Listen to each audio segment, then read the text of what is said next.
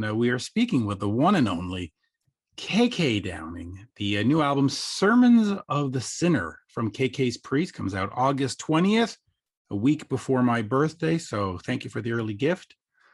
And on that, bonjour, as we say in Montreal. How are you? Good, thank you, Mitch. And it's great to speak with you and be on the show. And a big hello to all the music fans out there.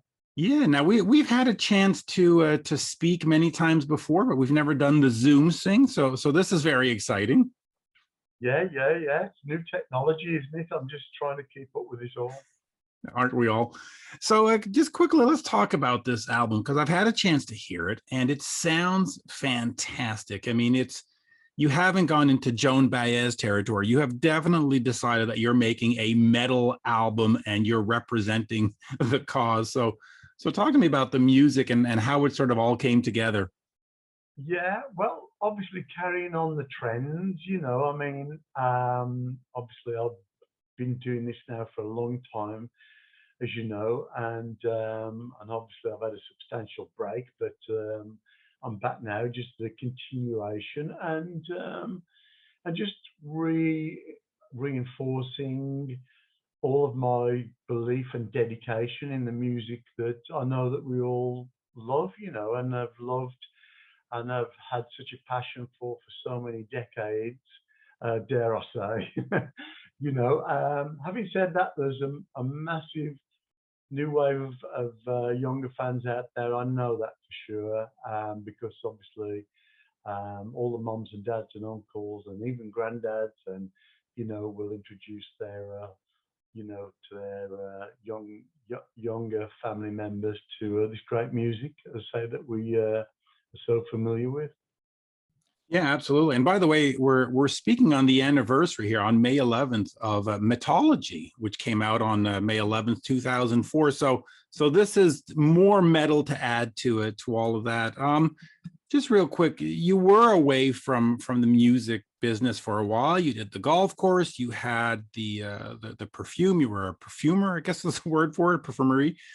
Talk to me about some of those outside interests and what brought you back to the music. Yeah, I think, well, I mean, I started out in life and I was a little poor old soul. I had my first old banger of a car when I was 27 years old. Before that, you'd see me on my bicycle or in the bus stop, so it was a long time coming before I made a bit of cash. Of course, when I did, inevitably you get a lot of people saying, oh, do you want to invest in this? Do you want to come and do this with me and stuff? And lots of things happen, so you dabble away with friends and stuff, but nothing really works, I think the best thing to do is stick to what you know and do best, but as I say, since I've been away, obviously I've done a lot of things with the music, some producing and recording and doing a few things, and it just feels like I've never ever been away from the music or the fans, and I haven't, and I think a lot of people know that. So obviously I always thought that I would always step back on the same stage again, at some point with the same guys, but that didn't happen. So I'm back now with KK's Priest and as you say, a new album, and I've already got my teeth into the next new one. Yeah, so it's all looking good, and we're just raring to get out there and play some shows for everyone. And inevitably, that's going to happen. You can't hold the beast back, as they say. Well, the beast is being held back for like a year and a half now. But just real quick, when you start a new project or any project, the voice is very important. You think of the big bands, we think of Freddie Mercury and Steven Tyler, and of course Rob. The voices are important. So talk to me about getting Tim in here, Tim Ripper Owens, because he did Jugulator, he does Demolition. They don't go off maybe as they should have because of the comparison to Rob, but he still is a great voice and he did great work. So talk to me about bringing him in on this.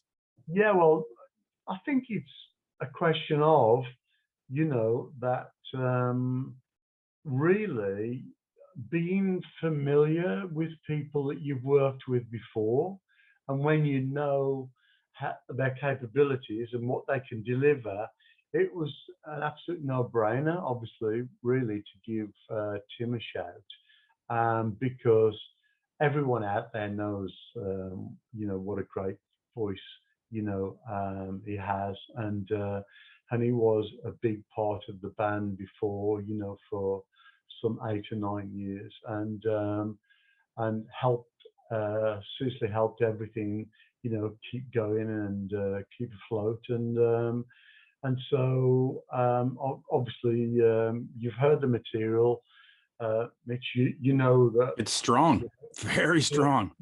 And Tim is such a powerhouse, and it's hard to pick someone that can actually, is capable of knocking, Ripper off the pedestal of being, the #1 metal vocalist in the world, obviously with Ripper and Rob, and potentially Ralph Shapers, another great singer from Germany, but the top 3 in the world without a doubt, but I like Ripper. He's a great guy, great performer. He's a powerhouse, and I know he'll stay the course through thick and thin.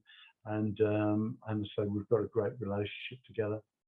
So with Tim, and is this a band, or is this a solo project where you'll move parts in and out as you need them?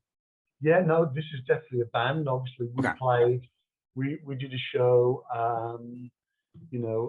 over a year ago, and so blow the cobwebs out, and pretty soon after that, I really knuckled down to get some material together, and it was, putting the band together. It all happened really, really quite quickly, and the material came together quite quickly. And in actual fact, we've been pretty much in great shape, ready to go for quite a while. But with all of this COVID thing, just putting the final touches together, like the artwork and different things, we kind of took the pedal off the gas for a little bit, because there seemed to be no rush. Because what we really wanted to do, Mitch, as you can understand, is really announce in our press release, yes, we got the album, yes, we got, here's the album, the members, and here's the music, here's the videos, and here's the tour. Right. But unfortunately, no tour, missing ingredient, no tour, guys. We did have some gigs booked actually last year that got pulled, and then we had some booked, potentially this year that got pulled now, put back into next year. So, but it's going to happen. But the album, can't wait any longer. It's got to go out there. We all want the band want the fans to hear it. And yeah. Well, let me ask you just real quick, how important is the touring aspect to what you do? I mean, you look at the early bands in the 70s, they built their careers on touring. I mean, Aerosmith and the Rolling Stones, it was all about touring. Can you properly promote a record if you can't play gigs? Yeah, I think so, because obviously we will continue to release, videos from the album. We've, already completed 2 videos now, so I'm looking forward to the first one is released tonight, and I'm very much looking forward to releasing the second video and making more videos along the way. But we're very much hoping that soon things will turn around and the promoters will feel a lot more confident, and get some gigs booked in, and we'll be all ready to go. Meanwhile, we won't waste any more time. We'll continue to make more music for the next record. Yes, I'm looking forward to this. Now, fans have bemoaned the fact that Jugulator and Demolition, those songs don't get played live anymore. There is a rabid fan base for that. Now with Tim, there is, of course, the possibility of getting those songs resurrected. Absolutely. I'm assuming yes, right? Yeah, absolutely. We did some songs from those albums at the show just over a year ago, which was fantastic. That was great a great feeling for me. As you say, those albums, I don't know exactly what the deal is or what's happened with those records, but we will be out there playing what we have now come to know as the Ripper years. So that's going to be rekindled absolutely for sure, and be a very important part of the show. And yeah, looking forward to that.